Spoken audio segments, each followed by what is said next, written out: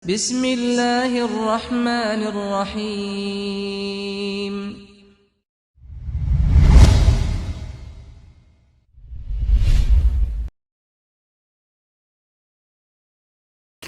Assalamualaikum warahmatullahi wabarakatuh. Alhamdulillahirabbil alamin. Hamdan na'imin, hamdan syakirin, hamdan ni'amahu wa yukafi'u mazidah. Ashhadu an la ilaha illallah wahdahu la syarika lah. Lahul mulku wal hamdu yuhyi wa yumitu wa huwa ala kulli syai'in qadir. Wa asyhadu anna Muhammadan abdullahi wa rasuluhu wa khaliluhu wa safiyuhu alladzi ursila bil huda wa dinil haq liyuzhirahu 'ala ad-dini kullihi walau karihal kafirun walau karihal musyrikun. Shalawatullahi rabbi wa salamuhu wa barakatuhu alaihi wa ala alihi wa ashabihi ajma'in wa man tabi'ahum bi ihsanin ila yaumiddin. Ya ayyuhalladzina amanu taqullaha haqqa tuqatih wa la tamutunna illa wa antum muslimun. Ya ayyuhan nasu taqu rabbakum alladzi khalaqakum min nafsin wahidah wa khalaqa minha zawjaha wa batha minhuma rijalan katsiran wa nisaa'a wattaqullaha alladzi tasaaluna bihi wal arham innallaha kana 'alaikum raqiba. Ya ayyuhalladzina amanu taqullaha wa qulu qawlan sadida yuslih lakum a'malakum wa yaghfir lakum dhunubakum wa may yuti'illaha wa rasulahu faqad faza fawzan 'azima. Summa amma ba'du fa inna ahsanal hadisi kitabullah wa khairal hadyi hadyu nabiyyina Muhammadin sallallahu alaihi wa alihi wasallam wa syarrul umuri muhdatsatuha fa inna kulla muhdatsatin fid dini bid'ah wa kulla bid'atin dhalalah. Ikhwani wa akhwati al-ahibba jamaah Masjid Al-Ahnaf rahimani wa rahimakumullah. Puja dan puji serta syukur kita senantiasa kita panjatkan kehadirat Allah Subhanahu wa taala atas berbagai limpah nikmatnya, rahmat dan karunia-Nya, keberkahan dan keutamaannya, nikmat-nikmat Allah yang sangat banyak, tidak terhingga, tidak terbilang. Semoga kita semua meyakini betul bahwa apapun yang ada pada diri kita merupakan nikmat dari Allah Subhanahu wa taala, karenanya kita selalu membasahi lisan-lisan kita dengan memperbanyak syukur alhamdulillah serta menggunakan nikmat-nikmat Allah itu untuk sebesar-besarnya kita beribadah, tunduk dan patuh serta taat kepadanya Subhanahu wa taala. Dengan harapan Allah tambahkan lagi nikmat-nikmatnya untuk kita demi kebaikan dunia kita dan akhirat kita. Allahumma amin ya rabbal alamin. Tidak lupa selawat dan salam kita limpahkan, kita haturkan kehadiran baginda Nabi Muhammad sallallahu alaihi wa alihi wasallam beserta keluarga beliau, sahabat beliau dan umat beliau hingga akhir zaman. Para jemaah yang dimuliakan oleh Allah Subhanahu wa taala, kita masih melanjutkan kajian dan pembahasan kita di kitab Al-Isbah fi bayan mahnadi salaf fi tarbiyat wal islah karya Fadilat Syekh Dr. Abdullah bin Shalih Al-Utsaimin hafidhahullahu taala, yang hari ini kita masuk pada kaidah yang ke-30. Beliau mengatakan ya'taqiduna wujuba luzumil manhajin nabawi fi da'wati ilallah. Mereka ahlu sunnah, wabil khusus ulama-ulama ahlu sunnah, meyakini akan kewajiban menetapi atau berkomitmen dengan manhaj nabawi,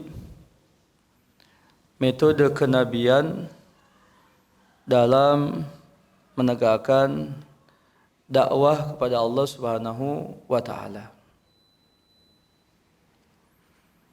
Para jemaah yang dimiliki Allah Subhanahu wa taala,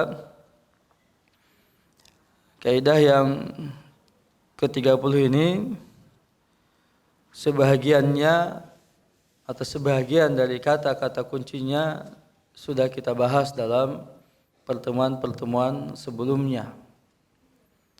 Seperti misalnya tentang urgensi pentingnya memiliki satu metode yang benar dalam kita menjalankan agama Islam. Beberapa waktu yang lalu sudah pula dijelaskan tentang posisi dan kedudukan dari sebuah metode, dan telah pula diberikan contoh-contohnya. Tidak hanya dalam perkara-perkara duniawi, tetapi juga tidak kalah pentingnya dalam urusan-urusan agama. Seperti misalnya kita yang di PT Waskita Karya Tbk ini yang bergerak di bidang konstruksi, jalan, bangunan, bandara, dan lain sebagainya.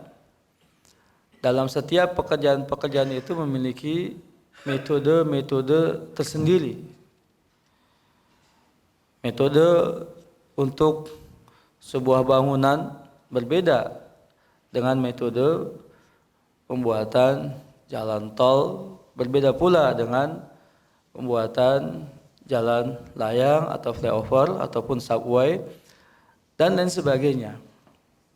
Setiap aktivitas pekerjaan dan proyek kita ada metode-metode yang tepat yang harus dijalankan. Ketika kita bergerak mengerjakan sesuatu tidak di atas sebuah metode yang baku, yang tidak bisa dipertanggungjawabkan, maka hasil dari pekerjaan itu tidak baik, akan merusak, akan mencelakakan, dan lain sebagainya dari akibat-akibat negatif yang tidak diinginkan ya oleh kita semua. Itu untuk urusan duniawi. Bagaimana dengan urusan agama? Sudah belum tentu di sana pun ada metode yang harus kita jalani agar kita tidak tersesat di dalam menjalankan agama ini. Ya. Dalam memahami dasar-dasar dan landasan-landasan agama Islam, Al-Quran dan hadis Nabi Sallallahu Alaihi Wasallam, harus ada metode-metode yang dijalankan ya di atasnya. Memahami ayat Al-Quran tidak serampangan ya semau kita. Memahami hadis Nabi Sallallahu Alaihi Wasallam tidak serampangan semau kita. Memahami keduanya harus dengan metode yang benar. Ya. Sehingga dengan adanya metode yang benar ini akan muncul satu pemahaman yang benar untuk selanjutnya berdampak kepada satu pengamalan yang benar pula. Tapi ketika metode yang dijalankan tidak benar, tidak tepat, sehingga pemahamannya pun akan keliru, sudah barang tentu implikasi dari pengamalannya pun akan salah, akan merusak, mencelakakan, dan lain-lain sebagainya.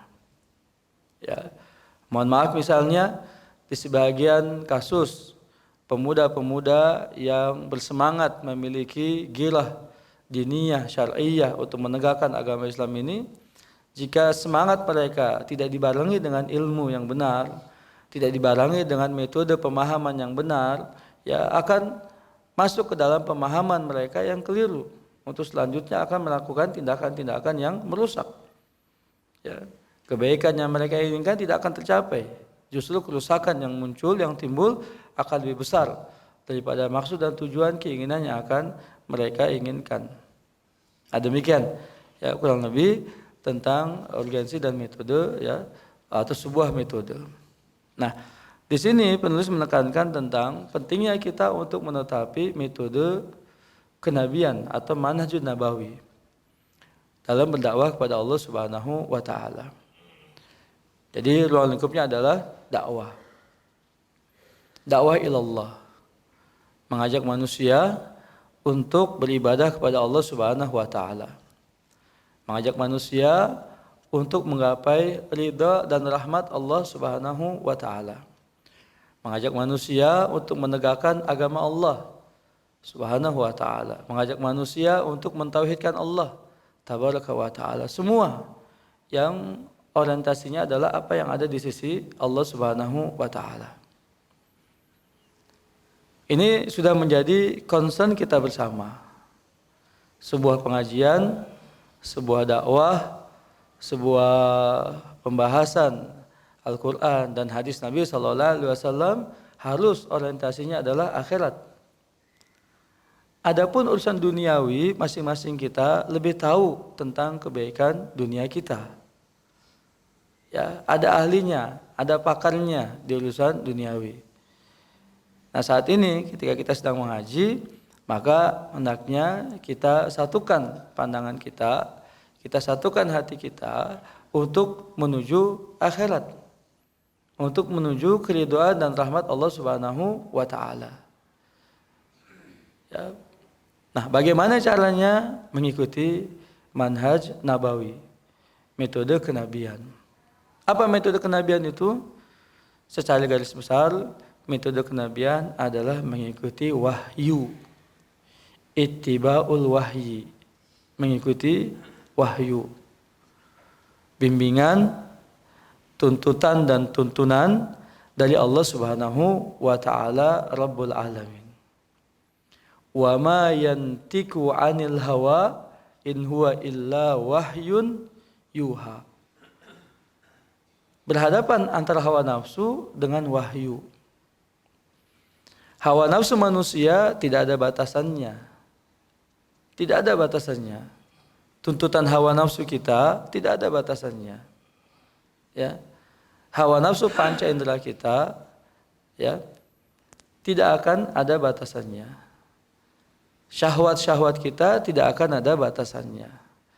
Dan lain sebagainya. Sementara bimbingan wahyu dari Allah Tabaraka wa Ta'ala sudah jelas. Apa yang Allah turunkan dalam Al-Quranul Karim. Apa yang dijelaskan oleh Nabi Muhammad SAW dalam hadis-hadisnya, dalam sunnah-sunnahnya. Itulah hakikat daripada wahyu. Hakikat daripada wahyu adalah Al-Quranul Karim yang merupakan wahyu yang Allah turunkan kepada Nabi Muhammad SAW melalui perantaraan malaikat Jibril.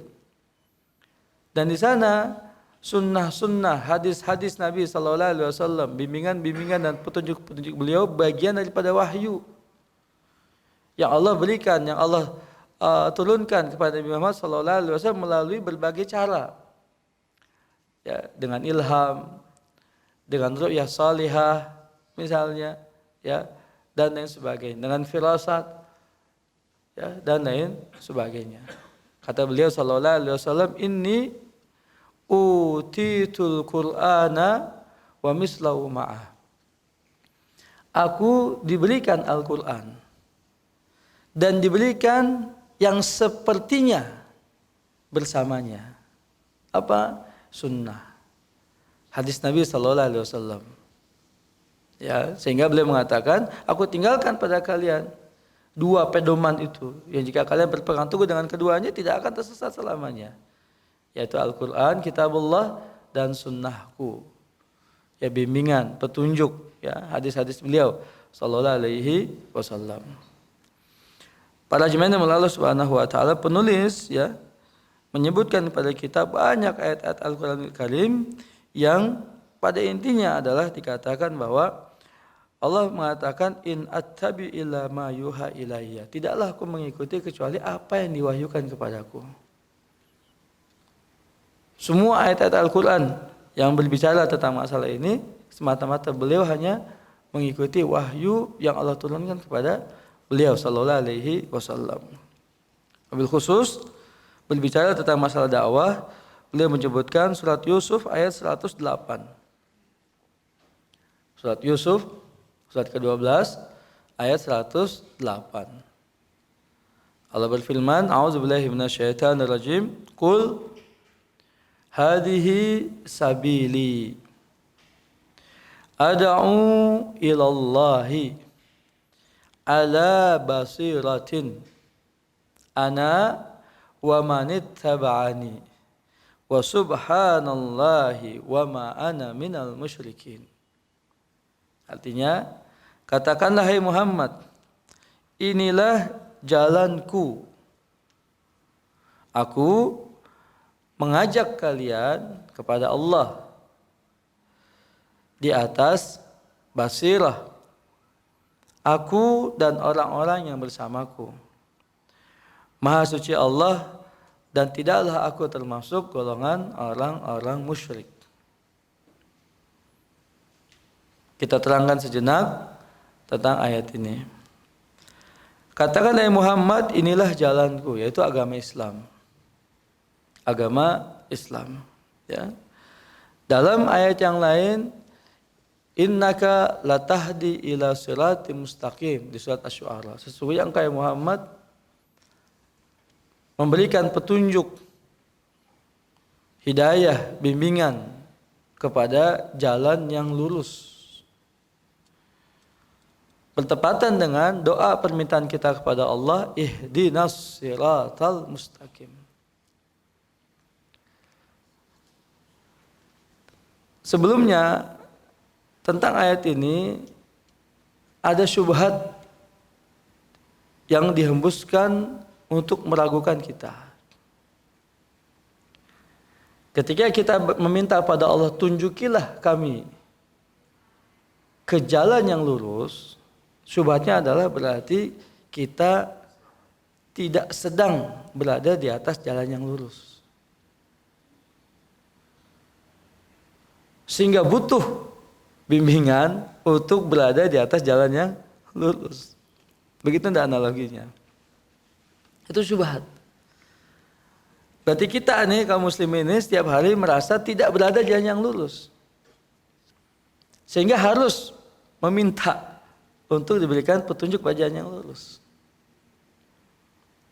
Itu syubhat namanya, membuat keraguan-raguan kita.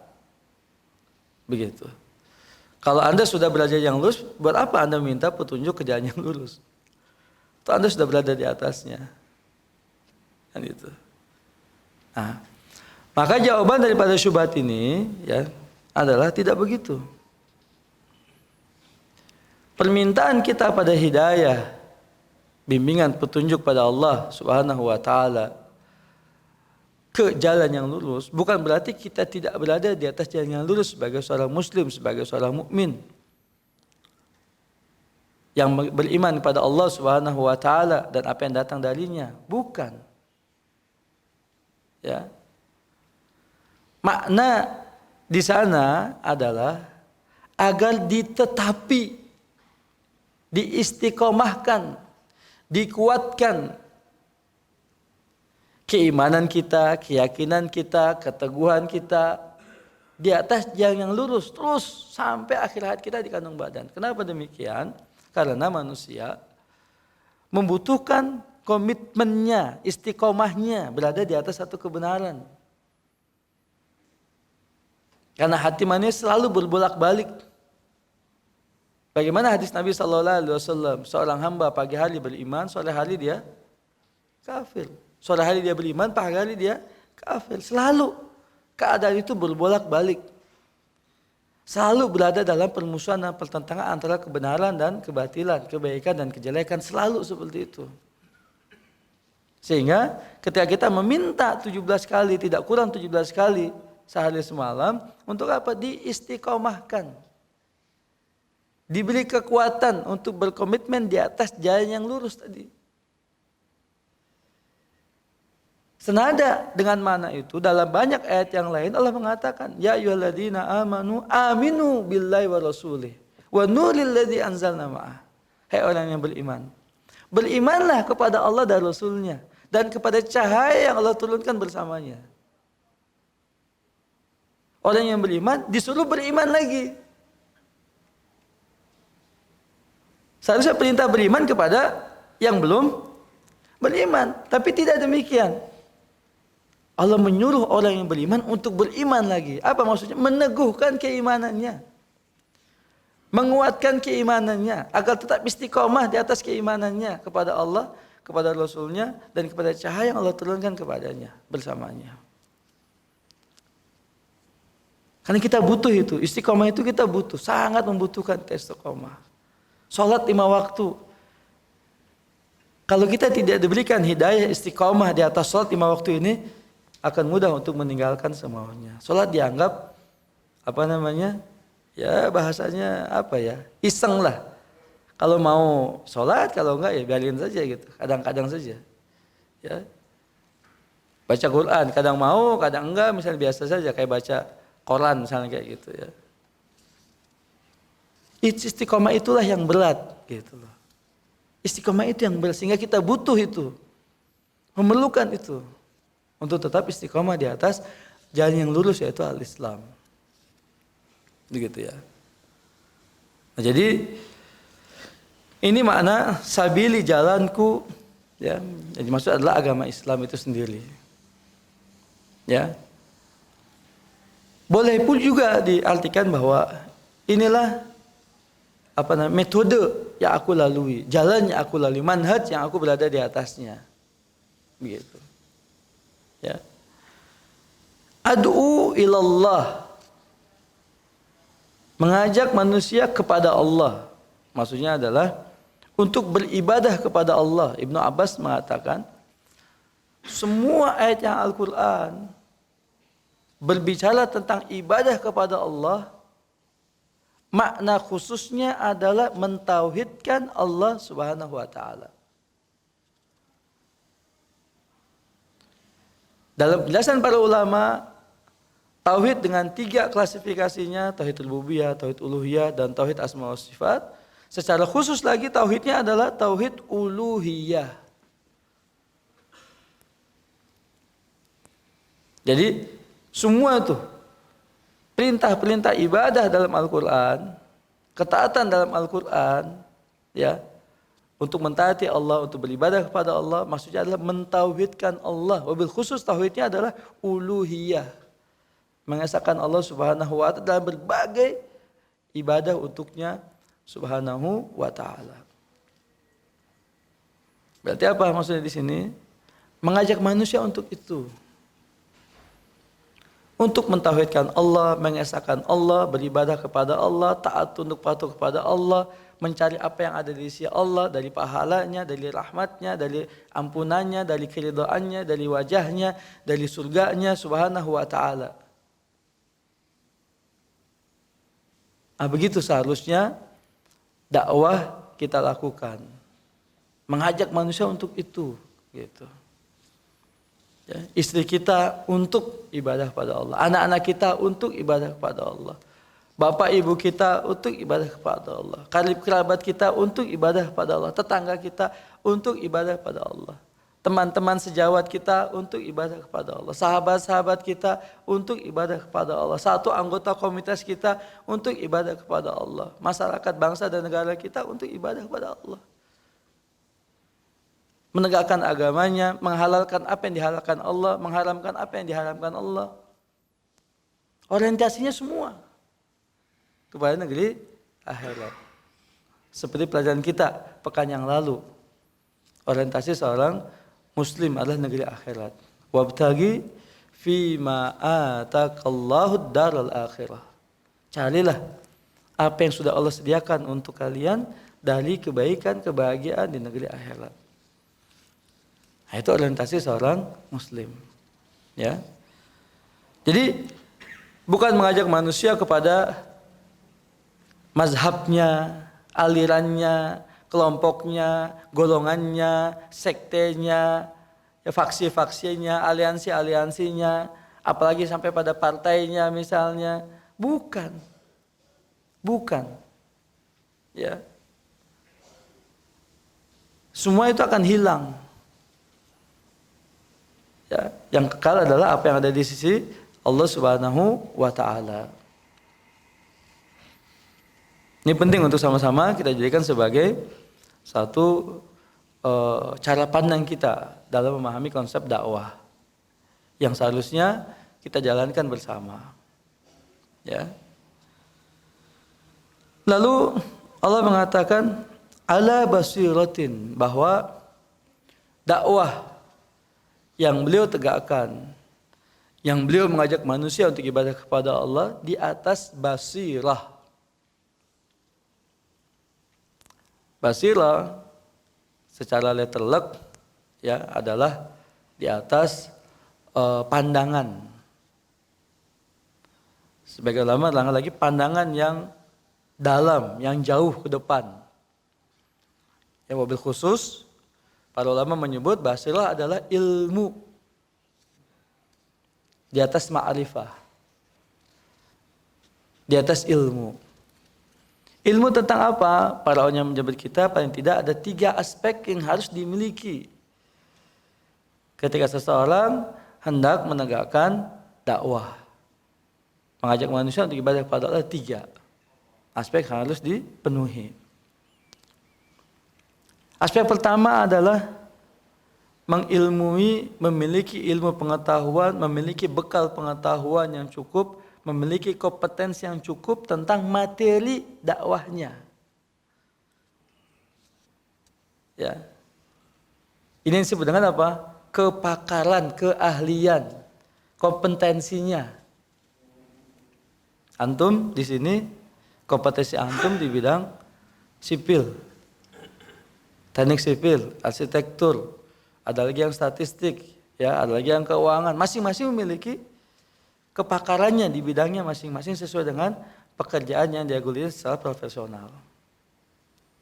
Ketika pekerjaan itu dijalankan, yang bukan ahlinya tidak memiliki kepakaran di bidangnya, apa yang terjadi?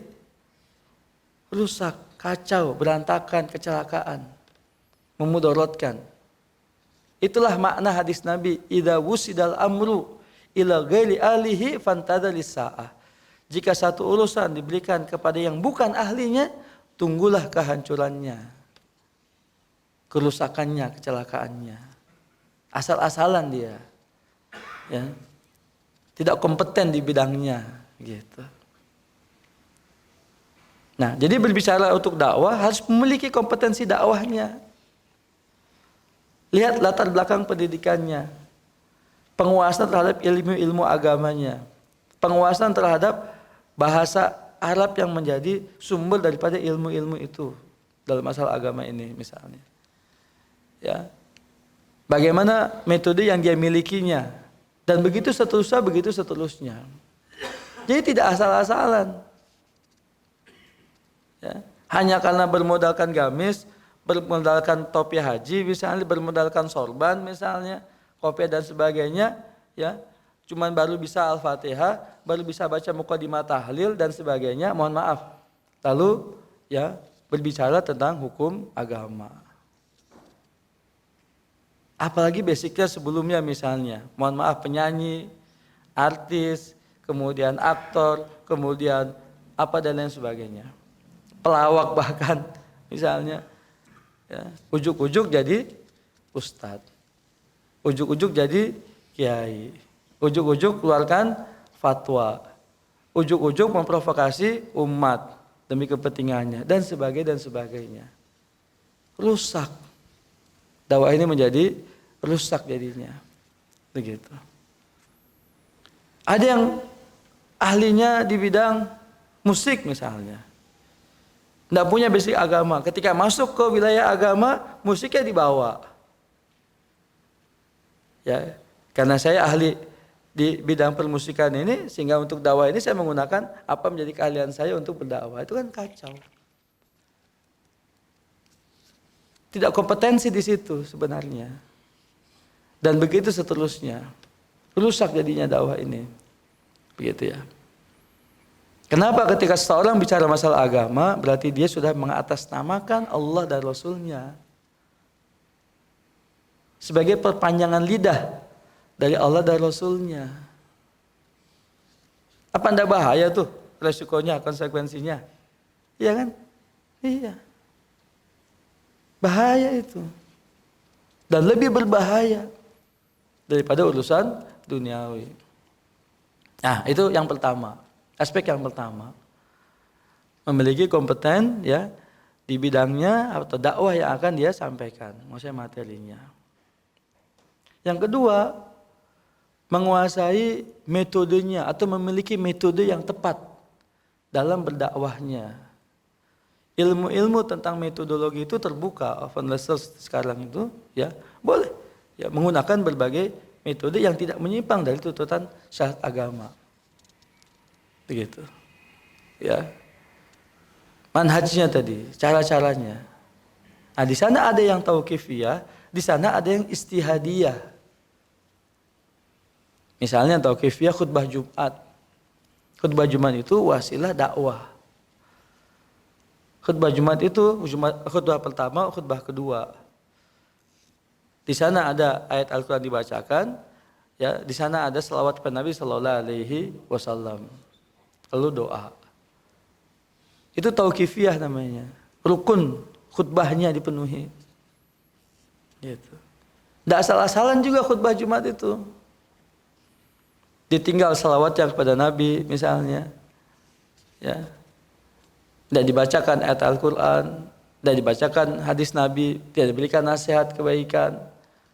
Tapi dalam khutbah Jumat di situ yang dibicarakan orang lain, menuduh kelompok lain, misal menjelekan orang lain, penguasa di depan masyarakat misalnya, tidak benar. Begitu. Panjang cerita ngalor ngidul misalnya, tidak ada dalilnya, tidak benar. Kenapa? Karena ketika khutbah Jumat siapa yang mau protes? Siapa yang mau menyanggah? Siapa yang mau mendebat sedang khutbah Jumat? Semua wajib diam. Ya kan? Nah itu khutbah Jumat itu bagian daripada metode dakwah tauqifiyah yang sudah ditentukan, sudah baku. Begitu maksudnya. Ya. Berbeda dengan metode dakwah yang istihadiyah yang masih terbuka peluang istihad dengan berbagai sarana dan media yang ada. Begitu. Ya. Media cetak, media elektronik misalnya digunakan semuanya ya untuk berdakwah, silahkan. Istihadiyah masuk babnya bab istihad. Ya. Tapi tidak juga setiap istihad dapat dibenarkan. Karena ada istihad-istihad yang tidak tepat juga untuk diperhatikan.